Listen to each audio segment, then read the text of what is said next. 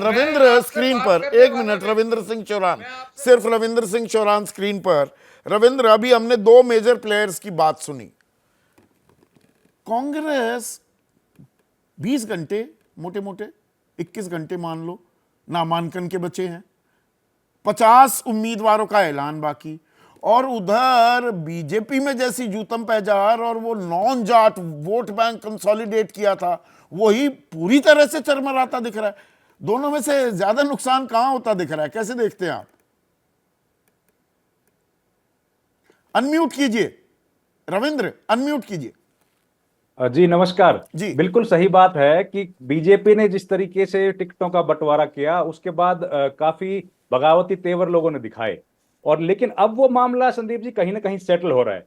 और कांग्रेस पार्टी जो है उसने अभी तक टिकटों की घोषणा नहीं की। हालांकि कई लोगों को फोन करके बोल दिया गया है कि वो अपना नॉमिनेशन फाइल कर दें, लेकिन अभी भी जो जानकारी है उसमें कम से कम 10 ऐसी विधानसभा सीटें हैं जहां पर पेच फंसा हुआ है, और इसी वजह से बगावती तेवर लोग अख्तियार ना करें। और देखिए कांग्रेस ने 2600 लोगों ने एप्लीकेशन दिया है, और 2600 लोगों का हिसाब 90 के अगर देखेंगे तो कम से कम 30 लोग एक विधानसभा सीट पर हैं जो टिकट मांग रहे हैं। उनमें से कम 5 या 7 तो गंभीर किस्म के नेता हैं जो लंबे समय से राजनीति कर रहे हैं। और अभी तक जो 41 सीटें बांटी गई हैं संदीप जी, उसमें पूरी हुड्डा की छाप है। उसमें शैलजा के बहुत गिने चुने लोग हैं, या वही लोग हैं जो सिटिंग मेंबर्स हैं। हाँ। नए लोगों को शैलजा के अभी तक अकोमोडेट नहीं किया गया है 41 में से। हो सकता है आगे किया जाए। रणदीप पर सुरजेवाला रविंद्र, का ये रणनीति है क्या भाई? राह ही नहीं बचे। बीजेपी के 87 की हो गई, आम आदमी पार्टी ने भी अनाउंस कर दिया, तो भाई कल या आज देर रात में बात होगी, तो जाऊं कहां? बाय डिफॉल्ट कांग्रेस में ही रहना पड़ेगा। आपने तो रोक काट दिया, एक ही बात में सारी बात बोल दी। यही कोशिश कर रही है जब भी कांग्रेस पार्टी हाँ।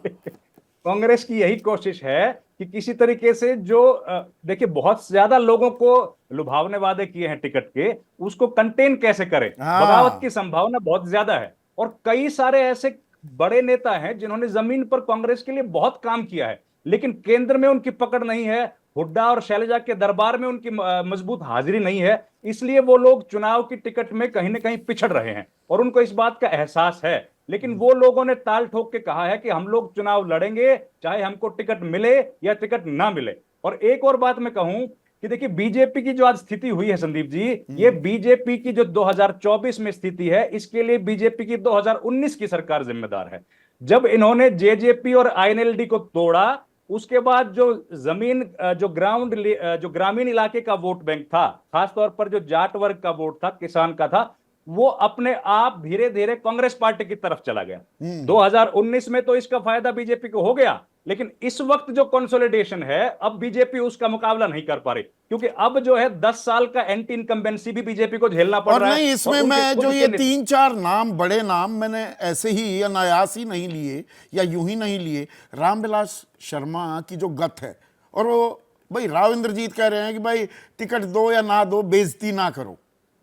राव इंद्रजीत का खुद का दर्द। नायब सिंह सैनी लाडवा 12,000 से हारी ना भाई बीजेपी पिछली बार, वो सीट से लड़ने पर मजबूर, क्योंकि मनोहर लाल खट्टर वो अपने चहेते को भाई करनाल में लड़ना है। तो पारंपरिक वोट बैंक या जो वोट बैंक तैयार किया बीजेपी का, वो कहां खड़ा है? सबसे ज्यादा वोट बैंक तो बीजेपी का अहिरवाल क्षेत्र में है। गुड़गांव बादशाहपुर से लेके और नांगल चौधरी तक की जो बेल्ट है, उसमें राव इंद्रजीत पिछले कितने लंबे समय से कह रहे हैं कि मैंने रिकॉर्ड बना दिया इतने लंबे वक्त तक एमओएस रहने का।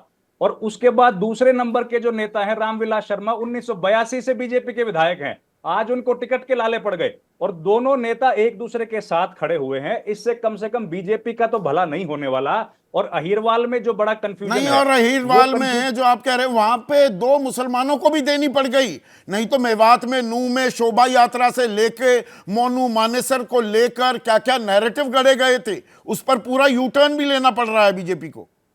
उस पर पूरा यू टर्न लेना पड़ रहा है संदीप जी। और जब हम लोग बात कर रहे हैं, तब हरियाणा विधानसभा को भंग करने के लिए कैबिनेट ने सिफारिश कर दी है, जो कि हिंदुस्तान के इतिहास में एक सबसे बड़ा अनप्रेसिडेंटेड कॉन्स्टिट्यूशनल क्राइसिस है।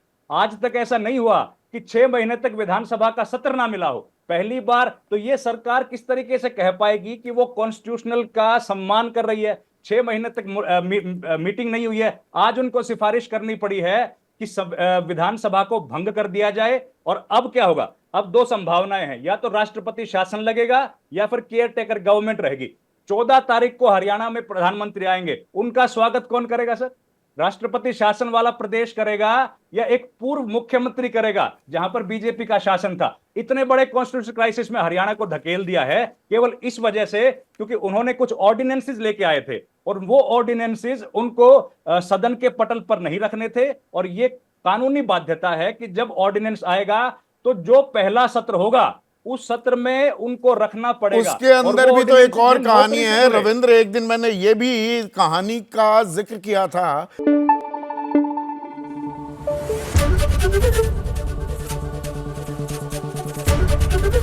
एबीपी न्यूज आपको रखे आगे।